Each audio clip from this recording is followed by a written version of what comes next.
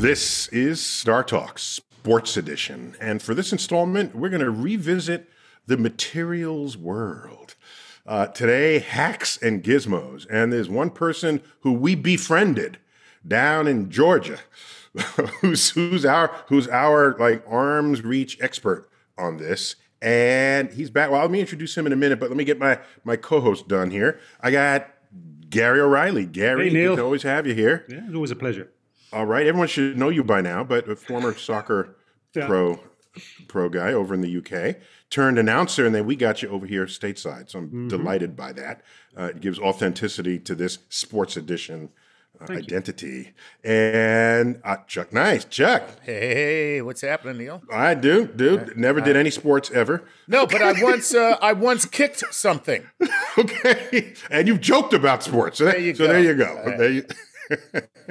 So just consider what role innovation, which leads to inventions, and how they have influenced everything we do in this world, especially sports. And sometimes innovations come from just out of people's heads, out of the ether. Sometimes they're inspired by something we see in nature. Nature has had a long run trying to make stuff work. And you look around, you say, hey, that's a good idea. Let me try some of that. Right. And so our guest this is a second or third time on StarTalk, Dr. Jud Ready. Jud, welcome back to StarTalk. Thank you, Neil. Great to be back. I'm really making a play to be part of your StarTalk All-Stars here. So I don't know what the minimum number is to get there. There is a minimum number. That's right. Yeah, above a certain number of appearance, you have a punch card that it's got to be double digits, I'm sure. You get a free formal nomination process. Yeah. And also in our third segment, we're going to have Jud answer some of your cosmic queries that you sent us from the Patreoniverse. Bring them on. Let's see what we got. That word. I like that. So you're down at Georgia Tech, and are you the founder or just simply the head of the Institute for Materials? Actually, a deputy. I was been around since the founding of the Institute for Materials. We're on our second director now, Professor Eric Vogel, a good friend of mine as well. So we've been doing materials as the Institute for Materials now for close to a decade, but materials research at Georgia Tech, it's been going on since it was founded in 1800s. When it was 1800. You're not that old. Okay. So, so let me just, I got it. I think I did this in the last show, but I have to do it again. Material science is one of the most important yet uncelebrated branches of physics and engineering that there is. You guys come up with stuff and then it just works its way into our environment, and then we're there and we're using it, we're enjoying it, and somebody came up with the idea. Somebody thought it up, and they're hardly ever celebrated or heralded. So how come you all are just so behind the scenes on this? What's going on? You guys are the Obamacare of science. we are totally everywhere. I mean, if you look through history, you got the Stone Age, Bronze Age, Iron Age. All of these are dictated by the key material that was militarily useful. And shortly after that, it became sociologically useful for us to do things. Now, we're less concerned, hopefully, about fighting wars with each other, that many of the materials are now rapidly progressing into today's society, whether it's the silicon chips in our computers that allow us to do these things, titanium in bicycles. I mean, there's a variety of different materials that were developed originally for defense applications that are now able to be used by men, women, and children across the world. So would you say that would you say that because this is considered the age of information, that we're truly the silicon age? Yeah, I would. Definitely the semiconductor age. It's everything around. We're talking about natural materials now. Bronze Age, Stone Age, this age, that age. So following Chuck here, bronze is not natural. Bronze is not. Oh, true. Doesn't accrue naturally. That's copper and zinc. Fundamental elements. Copper and zinc. Damn. Wow.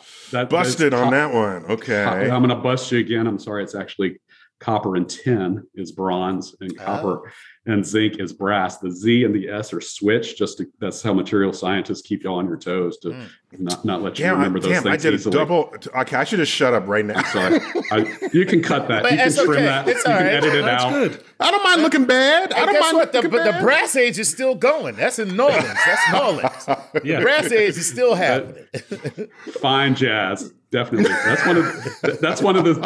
the next course I want to create here at Georgia Tech is material science and engineering of music. Cover woodwinds and brass and all sorts of stuff. But let's talk about sports today. Yeah, sports. Yeah, thank you. So right now, you couldn't get back to your office. Where are you reporting from now? Yeah, so lecture just ended 10 minutes ago. And so we're today for material science and engineering of sports, we were doing basketball. So we were here at Zelnak Practice Center, McCamish. Our basketball pavilion is literally through this door right here. And so we were covering basketball. So talking about shoes. These are gigantic shoes. They are. And uniforms, the floor itself. We're also going to introduce a study on rim rebound elasticity, the measure of which it's coefficient of restitution, basically for the rim. How much I want a energy is dead rim returned. so that my bounce doesn't bounce out. It kind of absorbs the energy and falls in. Right. Yeah, it's regulated by the NCAA. Needs to be between 0.35 and 0.5. Which is a huge range, frankly. And as long as your school falls in there, it's fine. Even the ones on either end of the court don't have to be the same. They only have to be within 15% of each other. That's tricky when you're varying the end. Yeah. Oh. Wait, so what? Suspicions. Well, I got one for you, Judd. What the rim you really want is a black hole. Anything near crosses it the goes event's horizon is Anything get close to it. Right. I need Can you a black imagine hole how like many that balls big. you'd lose a game? Yeah, how many trick shots? Well, that's like baseball. They lose 20 balls a game. Mm-hmm. No, so you teach class on location at these places. Yeah, Georgia Tech's really unique in that our athletic associations embraced innovation. And when I was on the board of trustees, I proposed this course, and they said, "Great, the coaches will work with you," without asking the coaches first. And then I asked the coaches.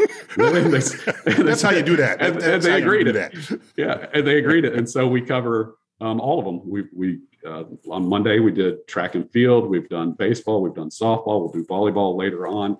We'll do swimming and diving, which was one of our Such a episodes great way to before. learn, Judd, to see the thing that you've kind of seen on a screen come to life. Yeah. It's a clandestine way of teaching material science to non-material science major. I've got a lot of biomedical engineers, some management majors, other people that have never heard of a dislocation or a body-centered cubic or tetragonal structure or anything like that. And I can show them, 3D printed putter heads and how we make. What's a butter head? What's a butter head? Putter. Oh, Putter. a putter head. Okay. Thinking about food again. No, I heard butterhead too, Chuck. I did. I wasn't just You're you. both thinking about food. And then you held Sometimes up what I looked snore. like a metal piece of bread. So I was like, okay, maybe I don't know about Wait, this. before we get to the putter, Yeah. I'm fascinated by this origin story. One of your students took your class, right? And it came to you with the idea of a concept that you use the LZRD. I would pronounce it lizard. Yeah, Lizard, a lizard right. sleeve. And that person is now CEO of their own company, and you're Yeah. the chief technology officer. So your student is now your boss. Okay, first, what the hell is a lizard sleeve?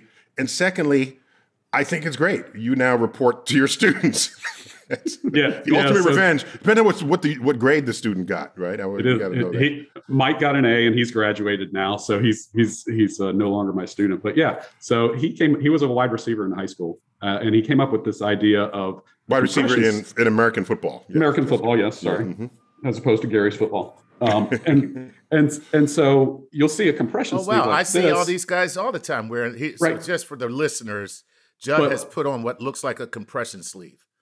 But Okay. you'll see that there's a difference. All the compression sleeves out there right now are the same all the way around. It's the same material, so it tends to be slippery, which is really bad for a football player. You don't want Without doubt. the slipperiness.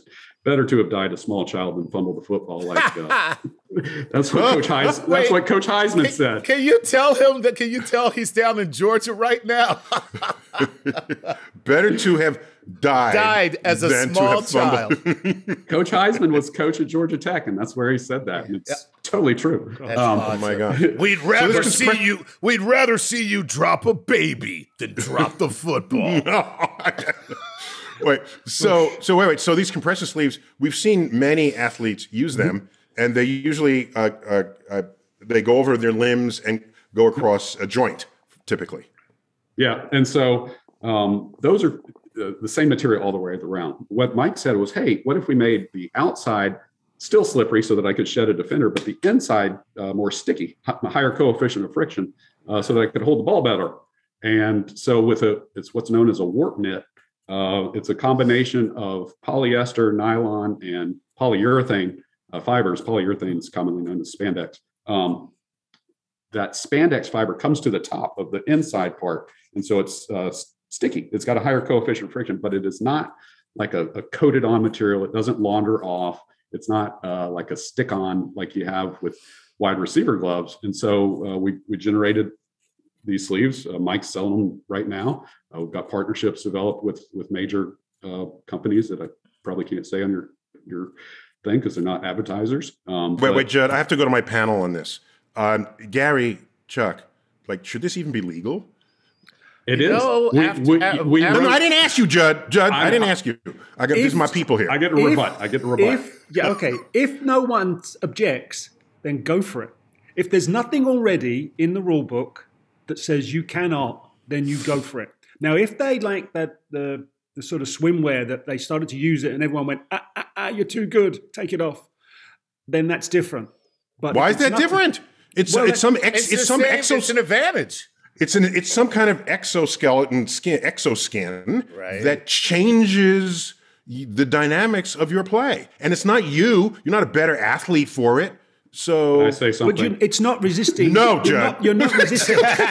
Shush. So this guy invents something and then thinks he can just take over the conversation. My wife says I interrupt all the time. Okay, no, Jud. The technology, Neil, is open to everybody. This isn't exclusive to one team only. This is being sold over the internet to people who want to use it. So I think the advantage is there for all. So why don't we just create Glue Man as receivers and send them out there, and if it touches any part of their physical body, it sticks like Velcro. They used to have that. They used to have that. It was called Stick'em. Yeah. And they stopped players from using it because they started slathering it all over everything. So what's wrong with that? What's wrong with that? That's nasty. It's the nasty rule. Right. That was the nasty rule. So Jud, I have to ask, Jud, in the development of this material, are you stealing a play from Mother Nature's playbook here? Is it biomimicry, or is this a very clever use of fabric? Yeah, there's a couple things. So I didn't talk about that. The outside part of the sleeve does use biomimicry. It's a special type of fabric that promotes wicking. So the capillary action that you see in trees, for instance, that pulls moisture away. So it pulls the moisture from my skin, brings it out to the surface where it evaporates and cools me. Wait, I've never seen capillary action in a tree. You mean we know that that's what trees do? Yep. The way you could see it would be to take a very small straw and put it in a glass of water, and you would see it rise up the water. So the level inside that straw would be a little bit higher. So what you said, I just wanted to clarify, when you say we see capillary action, you mean we know that that's what they do by looking inside, not that we just, you can't go look at a tree. Right, Joyce Kilmer was not seeing capillary action when the famous poem was composed about trees. Yep. You can occasionally see it if you cut the tree and the water continues to flow out of it like freshly cut wood. Okay, so you mean capillary action because trees have to bring water from the ground upward against gravity. So that makes it slick on the one side and sticky for the receiver side, because receivers often have their hands, the inside of their forearms exposed to receive a ball. Right, and you would not want that covered with sweat, for instance. Right. It would be slippery. Now, getting back to this rule situation, with Stick'em was ruled out, but wide receivers do have gloves currently allowed. And we submitted this to the NCAA rules guru, czar kind of guy, and we got our letter back on official NCAA stuff that said, hey, this is approved for competition. So because it's approved in NCAA, high schools tend to also follow that, but not necessarily in NFL. So we'll approach NFL later. But really, our largest market right now is actually delivery, warehouse, and farm wear. Like anybody that needs to carry like boxes or sacks of fertilizer or whatever. Oh, wow. So they're not throwing the packages at each other, Jud. And the guys you don't want to drop it. The guys were dropping lots of them, so they're going to get these sleeves. You don't want to drop the eggs. You don't want to drop the tomatoes.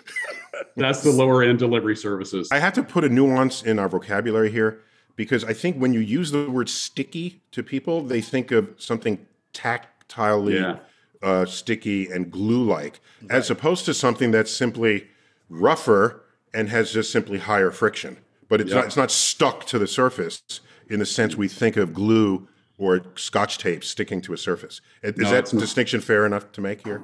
That is. It's not an add-on at all. It's just that the spandex fibers come to the top of the weave so that it's higher coefficient of friction here, but not on the inside so that you can slide it on and off without it, grabbing your arm. Wow. Okay. So now all you have to do is design a new pigskin that sticks to the fabric on your arm, and then it'll be like a Velcro kind of thing. We'll put that in front of the rules committee and see what they say. So I knew you guys had questions for him. Chuck, Gary, what do you have? So, okay, Jud, we've talked about products like this before with glove designers at one of the major sports brands, and one of the issues they had was durability.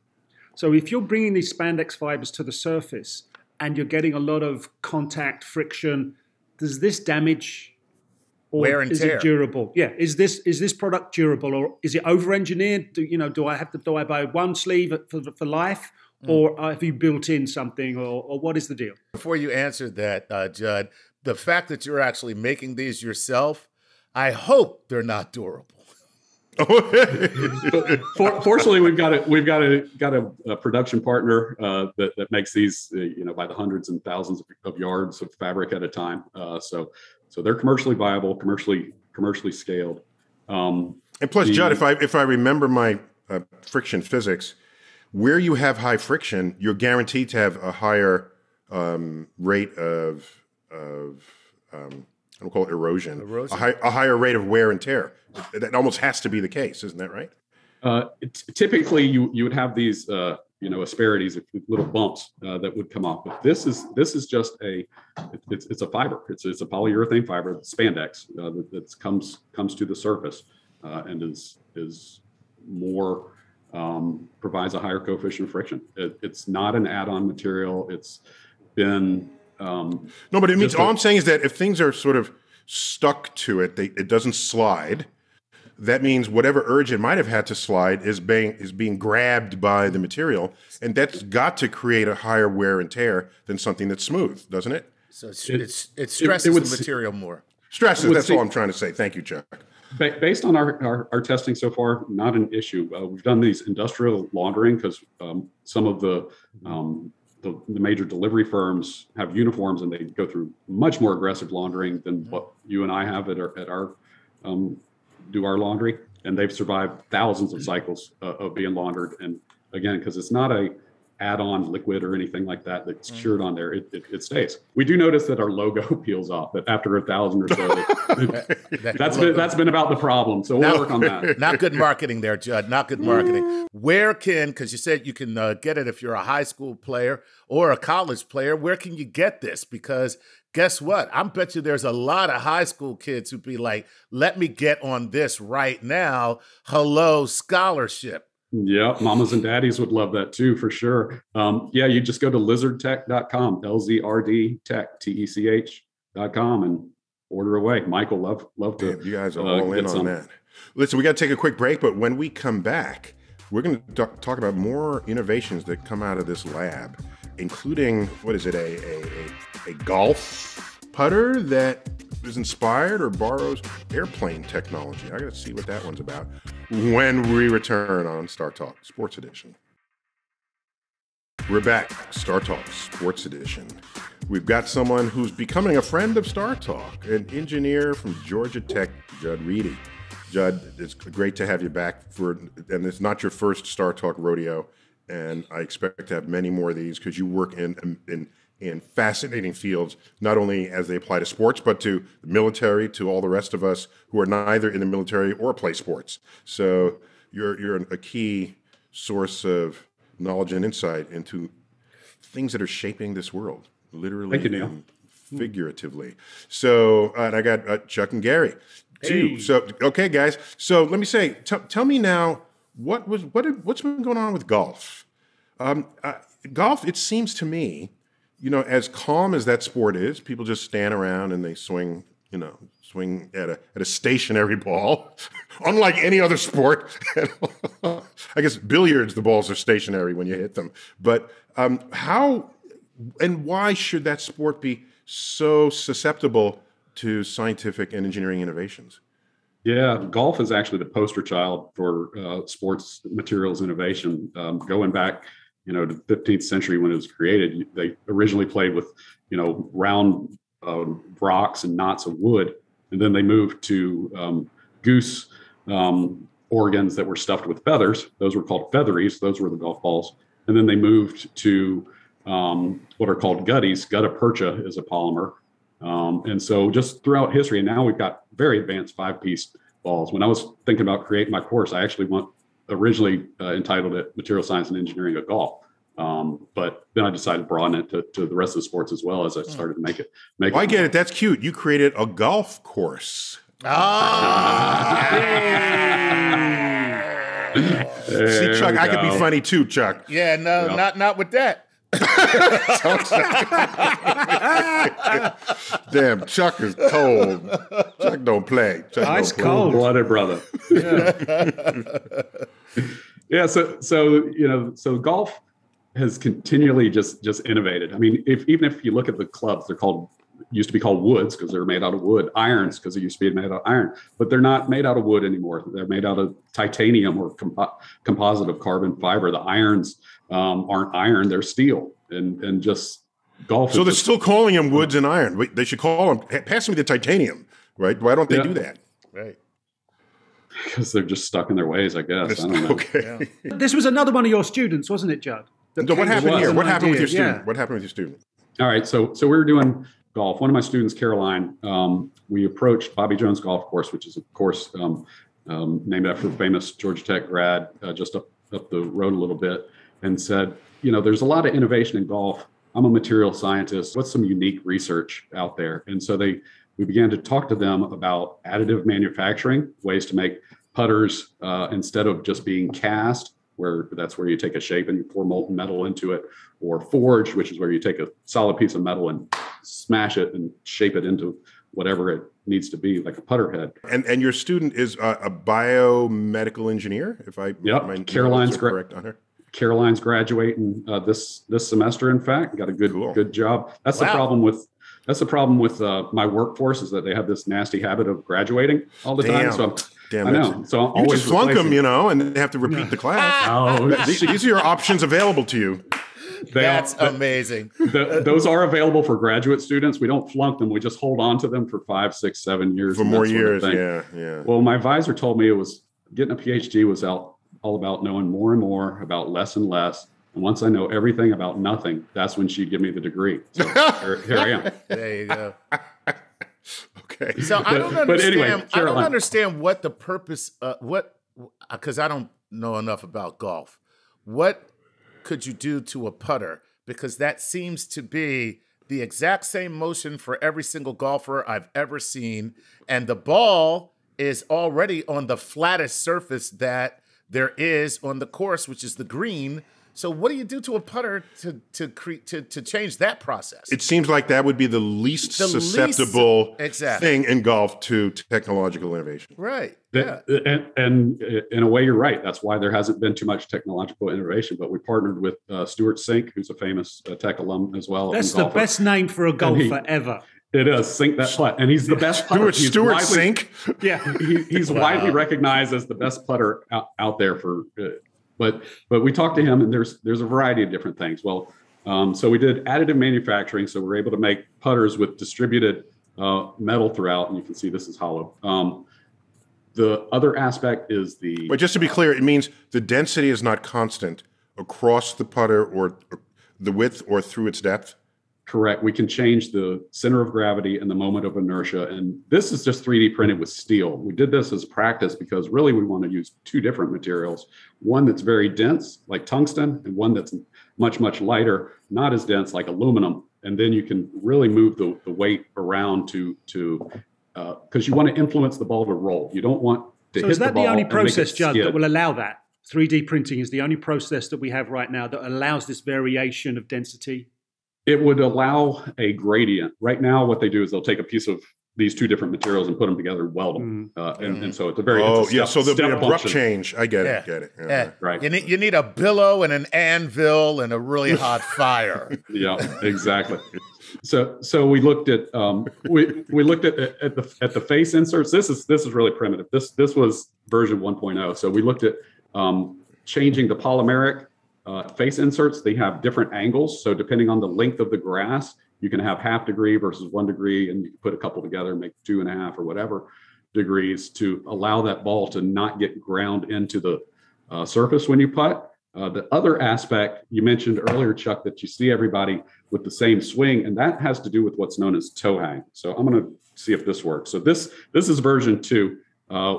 We added some weight tracks in here on the bottom. So you're holding right now your 3D printed putter. Yep. Right. This was also 3D printed. We did a little differently. One of the main reasons that all these holes are here is that it was too heavy.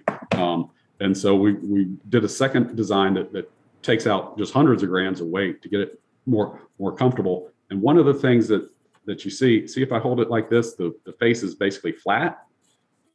That's called toe hang. And so depending on where this part of the putter attaches, that's called the hosel. We have the first adjustable hosel out here. So if I move is that allowed, judges? Yeah, well, Gary, Chuck. No, but see, the thing is, golf For the is time mired in 1.8 billion rules for everything. And so have they come back and give you the okay on this, Judd? So I just moved that hosel, and now see how it is slanted? See how it's a different? Yes. So the connecting point here, we can move it around, and based on my swing versus Chuck's swings, Gary's swing, you'll want that in a different place. Right. And as your swing gets better, Chuck, with practice, you can move it to a different spot. Otherwise, you have to, with all current technology, you have to go buy another putter. Or you can sometimes bend this, like heat it up and bend it a little bit. So that's a key innovation. So it's an all-in-one. It's an all-in-one putter in a sense. You've basically made a modular putter that can putter. Yeah, that changes with your game and changes with your skill level. That's ingenious. We also Britt and now since Caroline's graduating, I told you I got to keep the workforce going. So Britt is the next student that's working on here. Instead of the face inserts, we had a little challenge with the face inserts, kind of making an unpleasant clacking sound when you putted, which messes with putters' heads. Oh God! I know, right. They're divas. They're divas. How much more fragile can these frickin' golfers be? Just stop. Everybody's got. You can't even crunch a potato chip while they're swinging. Everybody's already super silent. Okay, the people who are commenting are just like, okay, and he's approaching. They're whispering, and they're in a sound booth someplace else. They're 4 blocks away, and they're just like, well, he's about to make it out, baby. Look at what he's doing right now. Okay, so, well, I mean, the trouble is, if you were going to do something, Chuck. Wait a minute. Now you're telling me that the sound of the ball hitting the putter may disturb these guys. It doesn't sound good. Yeah. That is. I hate golf so much right now. I know, but you'd think the first thing they do is just turn the volume down on the clothes. They all have the loudest clothes, and so we're worried about that first.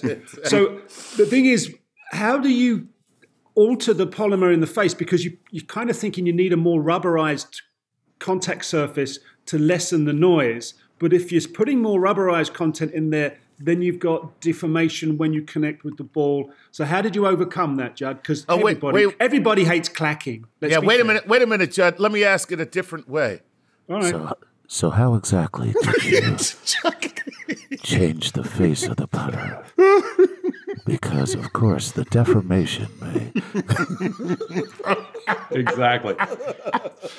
Yeah, Chuck's got that golf speak really good there. Okay. It is great. I'm going to have to practice that when we go to a break. The polymer itself, there's a variety of different polymeric compounds that can be explored. We did this with a company called Carbon 3D that's located up the street here in Atlanta. They printed this. We also can do metal ones as well. And it varies between putter to putter. the whole game of golf is what they call a game of feel. So the way I feel putting is different than any of y'all feel. And so the clacking occurred when we is really due to the way we attach it to this face. So we're going to get back to having these face inserts because they've got them currently in putters, but we wanted to explore some other things. And so Britt moved to this with a standard face, but because of putting, you want to promote the ball rolling immediately off the putter as opposed to sliding a little bit and then starting rolling. You can see the grooves perhaps. Yes, there are horizontal grooves going across the face of the putter. But they are not periodic. They are at different spacing between each other. So if you're slightly above or slightly below the center of gravity of the ball, you'll have a different amount of these grooves grabbing it to promote rolling. You can control it. You control. Now, isn't there a regulation at the length of the grass on the green? So what are you saying for tall, high grass and slow grass? If you're putting, you're on the green. And so isn't that all very stubby grass? It is stubby grass, but it can be differences of millimeters, and that can make a difference. The grass itself is not regulated. All sorts of stuff with this putter are regulated, from the width and the depth of those grooves to the length and all sorts of other different things. Wow. That is amazing. So now I need to know this. So you guys come up with all these great ideas, these kind of innovations. Do you own them? Sort of. The Georgia Tech Research Corporation owns the intellectual property that I create using facilities at Georgia Tech. Georgia Tech makes no claim whatsoever on any student-based intellectual property that was created. So, for instance, when Mike created the arm sleeve, didn't use any Georgia Tech resources. We didn't go to use sewing machines or anything like that. And so Georgia Tech made no claims on that. So that's 100% his. This, on the other hand, we are using Georgia Tech facilities.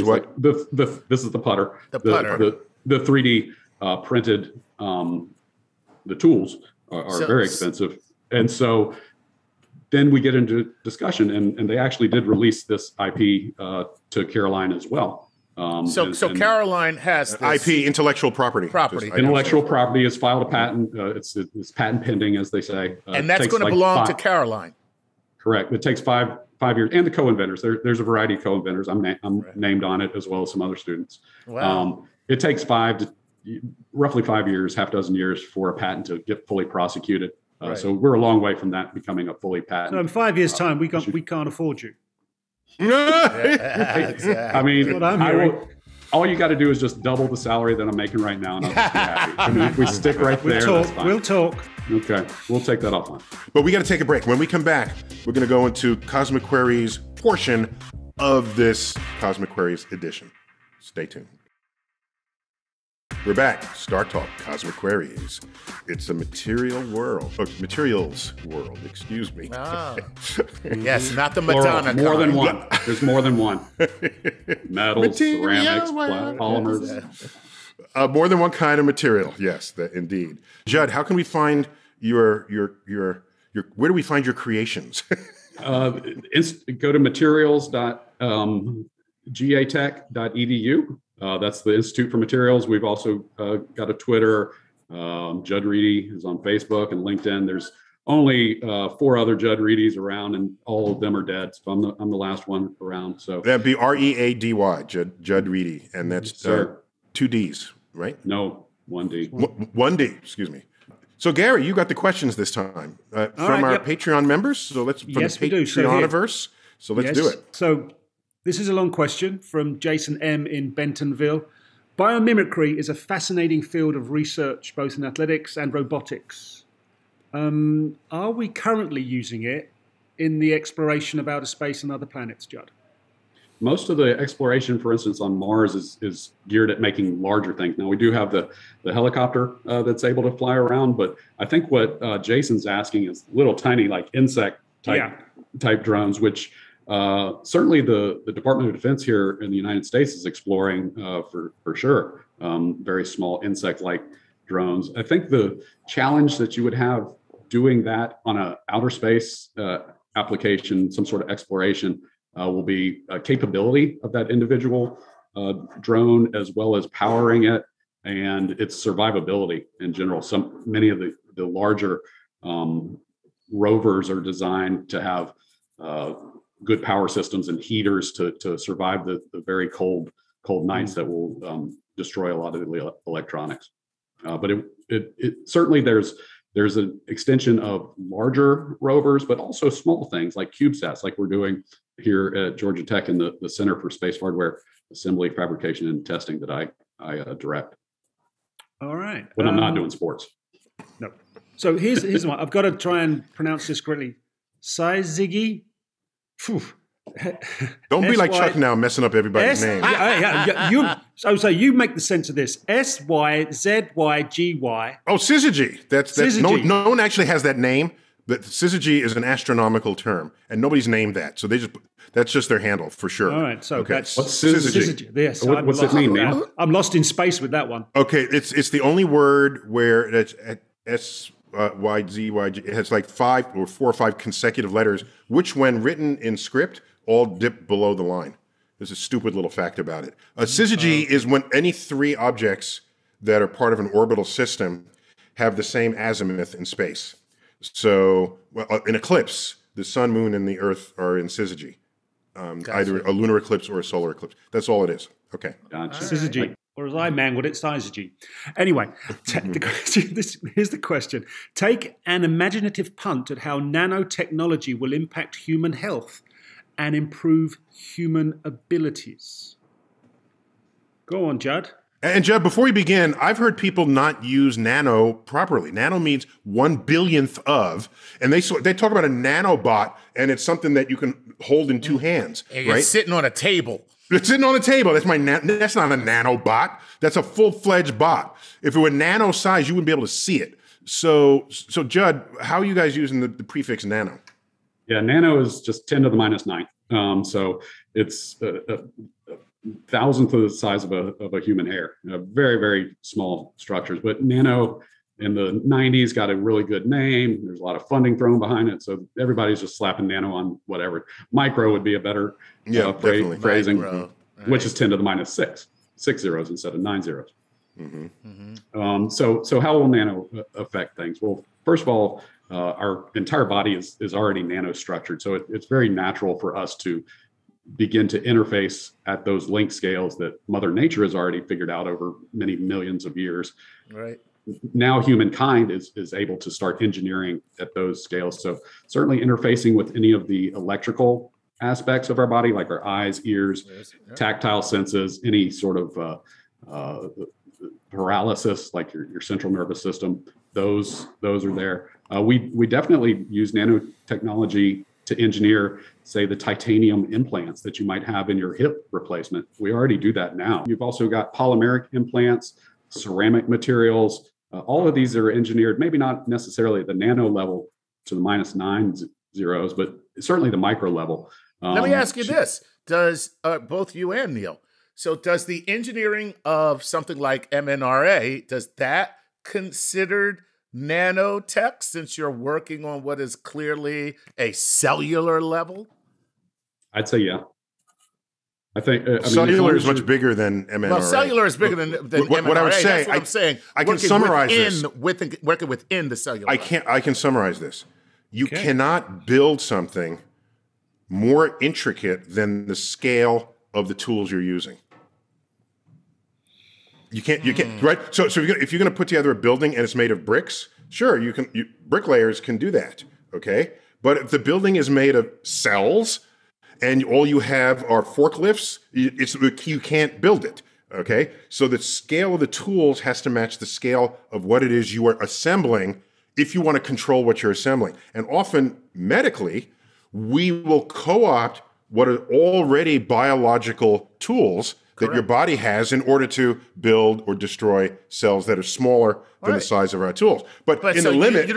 But wait a minute, let me push back. So you're not counting the manipulation of those readily available tools, although they serve other purposes. If you are co-opting them, you have turned them into so-called the tools of your particular trade. Yes, but they have to, like you can control enzymes, right? That can then make something else happen. Sure, but the enzyme is still a tool in that sense. That is doing the work for you, and the size of the enzyme is commensurate with the size of what it is it's trying to make happen. So, Jud, are you with me on that? Do you agree with me there? Yes, certainly. And the tools that we have to do nanotechnology did not exist when I was born, and they're just now advancing where we can physically manipulate individual atoms if we need to, or in the DNA sense that you're able to alter aspects of it. Mm-hmm. Okay, so next question. Zeki Majed asks, would we reach a point where biomechatronics would be advanced enough to help us adapt to something like zero-G without long-term complications that it carries right now? I would say the challenges with long-term space flight first depends on where you're at.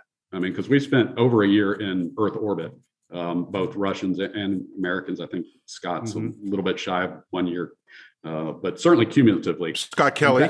Scott Kelly, exactly. He's on a first name basis with these folks. Okay. That's how we roll at Georgia Tech. We've got a great symposium on space innovations. We've had Scott Kelly as a guest on StarTalk, so there we go. Good guy. His brother's a good guy as well. Yeah, and Scott says he's the better looking of the twins of them. Right? He does say that. Yes, that's a very funny statement for sure. So So around the Earth, you're protected from the radiation. You're within the magnetic field, so that's keeping the cosmic particles from doing you harm. Now, if we go to the Moon or the Mars or Enceladus or wherever, we're outside of that range and maybe even increase radiation. For instance, if we're sending humans to the vicinity of Jupiter, that I think is the major impediment to life. It's not the zero-G. That affects your bones and a little bit of your vision and other sorts of things. But I think the primary concern is going to be the cosmic ray and the other radiation impacts at a cellular level, and that's going to be tough to overcome. We're going to have to build in mechanisms in the spacecraft to prevent that radiation from penetrating the human bodies, whether it's simple things like water. Or would you build in the mechanism to the human dermis, like what we do with sunscreen? We slather that on top. But is there, when you talk about nanotech, wouldn't you be able to, figure out a way to put a barrier underneath your fourth layer of skin there?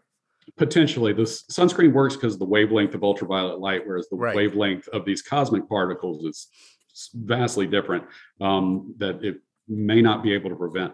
But that's a really good concept. Robert Bork has asked, is there any organism that biomimicry could replicate to take on climate change that would be better than the possible technology advancement we could make? I just really like the change of heart that Robert Bork has. Last time I saw him, he was a strongly conservative Supreme Court nominee. And now for him to be concerned about climate change, I'm really glad he's picked up some science books and put down the law books. Nice to see people change. Yeah, everybody can change. It shows that. So is there an organism? Well, the problem with climate change is that we're changing the carbon inside the Earth into gaseous carbon, carbon dioxide, carbon monoxide, which is creating differences in temperature, both high and cold. You don't call it global warming anymore because it's both high and low. So the ability to store that carbon dioxide or do something with it would be great. So you can pump it into the ocean, the bottom of the ocean, they say, but then that makes the ocean acidic and is no good for the fish. Or you can pump it into old wells like caves and that sort of thing, and hopefully it'll get dissolved back into the rocks. Right. Or you can let trees pump it down into basalt. Yep. Trees convert the carbon dioxide on their own, but the vast majority of conversion is actually from plankton in the ocean as opposed to the rainforest. Certainly, cutting down the rainforest is no good from a perspective of sustainability and absorbing that. But if you could engineer an algae-like substance, that would be a very useful material to convert that CO2 into, say, oxygen, which could be useful. Now, converting too much into oxygen has its own trouble as well. So Earth is at a really nice Goldilocks point. We're not like Venus, which has way too much carbon and greenhouse gases, and not like Mars, which has hardly any at all. We're at kind of a nice point. But the problem is... Wait, just to be clear. Mars is basically 100% CO2.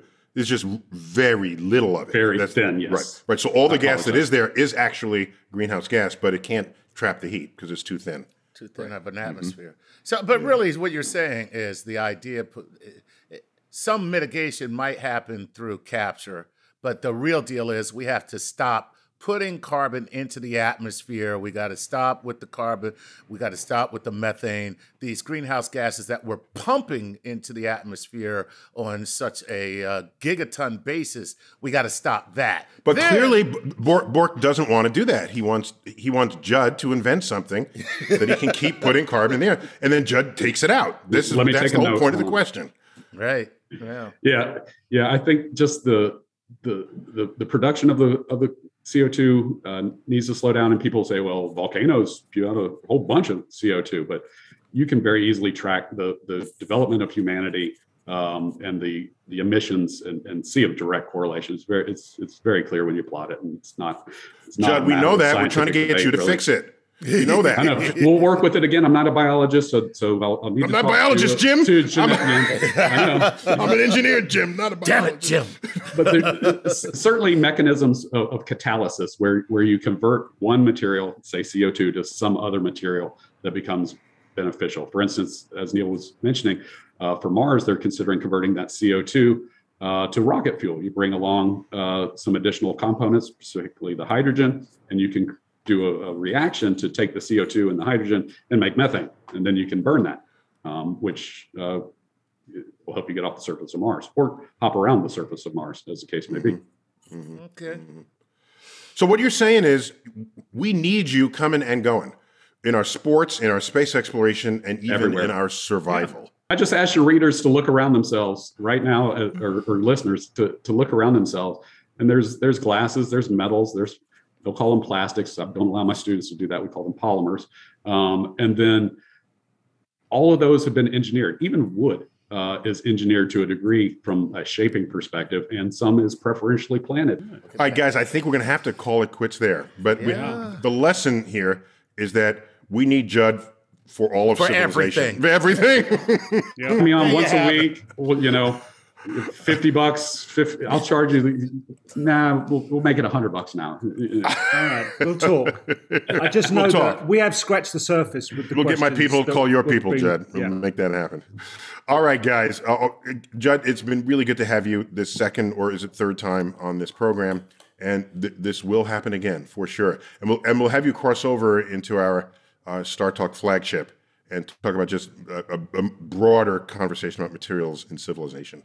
We got this. All right. Chuck, Gary, always good to have you. Always a pleasure. Thank you. All right, guys. Thank you, Neil. This has been StarTalk Sports Edition. It's a materials world. Neil deGrasse Tyson here, your personal astrophysicist. Keep looking up.